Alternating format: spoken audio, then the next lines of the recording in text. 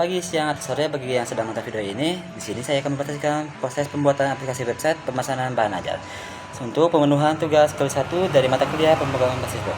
Tapi sebelum itu, sebaiknya saya memperkenalkan diri terlebih dahulu. Di sini nama saya Alima Fauji dengan nomor 0513668805 dari Polisi Informasi di Pujaya Bandung. Untuk awalan, pada tahap ini kita akan membuat struktur dasar aplikasi dengan menyiapkan file HTML untuk tampilan, CSS untuk desain, dan JavaScript untuk logika pemrograman. Dan di sini saya untuk memberikan layout awal seperti form login, struktur dashboard, serta elemen-elemen yang nantinya akan dimanipulasi menggunakan JavaScript. Tujuan tahap ini adalah untuk membangun kerangka dasar agar pembangunan selanjutnya bisa lebih terarah. Pada tahap kedua yaitu pembuatan file data.js yang berisi data dummy seperti data pengguna, data tracking pengiriman, dan data bahan ajar. Data ini digunakan sebagai pengganti database karena aplikasi masih berbasis front-end. Untuk itu, saya menyusun data dalam bentuk array dan objek agar mudah dipanggil menggunakan JavaScript. Misalnya menggunakan pencarian berdasarkan email atau nomor delivery order. Pada bagian ini, kita akan coba menguji hasil codingan sebelumnya. Apakah berhasil untuk fitur login dengan memasukkan input email dan password dari pengguna dengan data yang ada di data pengguna. Misalnya di sini ada ID nomor 1 yaitu Rina Wulandari dengan email rina@uthc.id dengan passwordnya rina123. Ada ID 2 dengan Agus Pranoto dengan emailnya agus@uthc.id dengan password juga sama agus123. Lalu ada ID 3 Siti Malina, Doni Setiawan, admin Sita, dan juga saya buat sendiri yaitu dengan nama saya yaitu Ali Fauji. Dengan emailnya menggunakan ali@uthc.id dan juga passwordnya sama seperti yang lain yaitu menggunakan nama di belakangnya dilanjut dengan 123. Logika yang digunakan juga adalah melakukan pengecekan menggunakan perulangan atau fungsi pencarian. Jika data cocok, maka pengguna diarahkan ke dashboard. Sedangkan jika tidak cocok, akan muncul notifikasi error. Tahap ini penting untuk memastikan validasi input berjalan dengan benar. Lalu pada bagian ini kita akan membuat halaman untuk dashboard sebagai halaman utama setelah login. Saya menambahkan menu navigasi seperti informasi bahan ajar, tracking, laporan, dan history. Selain itu, dengan menekan fitur greeting berdasarkan waktu menggunakan JavaScript sehingga tampilan menjadi lebih dinamis dan juga interaktif. Seperti di tahap sebelumnya, kita juga sebaiknya menguji terlebih dahulu apakah berfungsi untuk dashboardnya, terutama navigasi antar menu. Kita pastikan setiap tombol dapat mengarahkan ke halaman yang sesuai. Selain itu juga, kita pastikan tampilan drop-down dan interaksi hover berjalan dengan baik. Tahap ini bertujuan untuk memastikan user interface sudah responsif dan mudah digunakan. Setelah fungsi dashboard berjalan, kita kembangkan fitur tracking pengiriman dengan membuat input untuk nomor delivery order dan menyiapkan fungsi JavaScript untuk mengambil data dari data tracking. Berdasarkan input tersebut, data yang ditampilkan meliputi nama penerima, status pengiriman, ekspedisi, dan detail lainnya. Seperti misalnya di sini bisa kita lihat di data.js ada dengan nomor DO-nya, misalnya saya buat 12345678990 agar mudah diingat, dengan nama Rina Wulandari dengan statusnya dalam perjalanan dari ekspedisi JNE dan tanggal kirimnya 2025 bulan Agustus tanggal 25.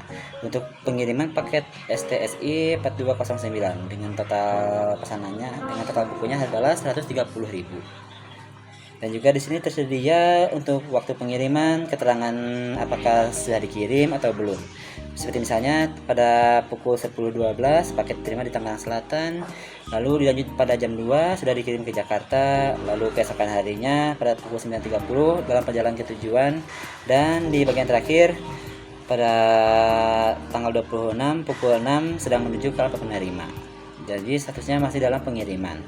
Lalu juga ada contoh kedua yaitu dengan nomor DO 0513688805 misalnya dengan nama saya yaitu Aldia Puji dengan statusnya sudah terkirim dengan ekspedisi JNE, tanggal kirimnya 2025 bulan April tanggal 17 dengan paket pengirimannya yaitu ECMA 4213. Total pengirimannya 120.000 dengan rincian perjalanannya yaitu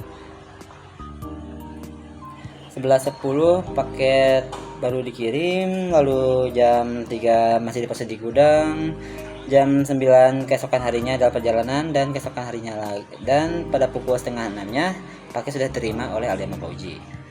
Dan satu lagi saya buat supaya menjadi contoh lainnya dengan kode nomor DO 0987654321 dengan nama penerima yaitu Doni Setiawan dengan satunya dalam perjalanan.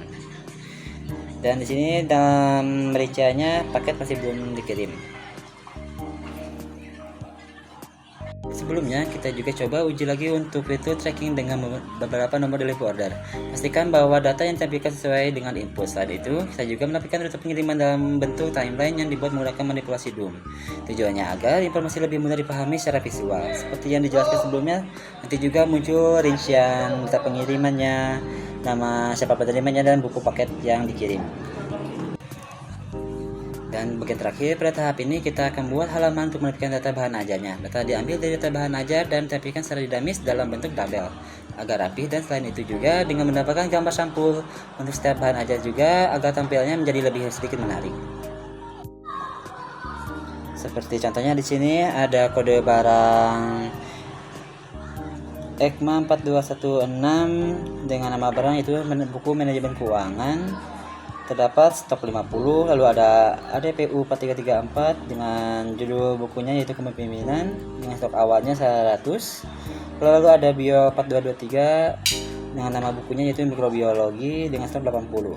Dan ada dua lagi yaitu PAUD 4306 dengan judulnya perkembangan dan konsep dasar PAUD, dan satu lagi Eskom 4101 dengan nama bukunya itu pengantar ilmu komunikasi dengan stoknya yaitu masih 50. Untuk yang terakhir, kita uji halaman bahan ajarnya. Di sini kita pastikan data agar bisa tampil dengan benar dan fitur penambahan data baru dapat berjalan. Data yang dimasukkan juga melalui form akan langsung muncul tanpa perlu refresh halaman, yang menunjukkan penggunaan JavaScript DOM secara interaktif. Secara keseluruhan, proses pengembangan dilakukan secara bertahap mulai dari pembentukan struktur, pengisian data, implementasi fitur, hingga pengujian.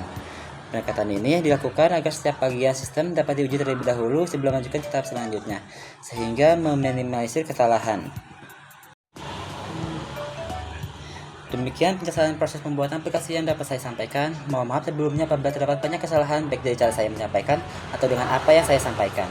Sekian dari saya dan sampai jumpa lagi di lain kesempatan. Terima kasih.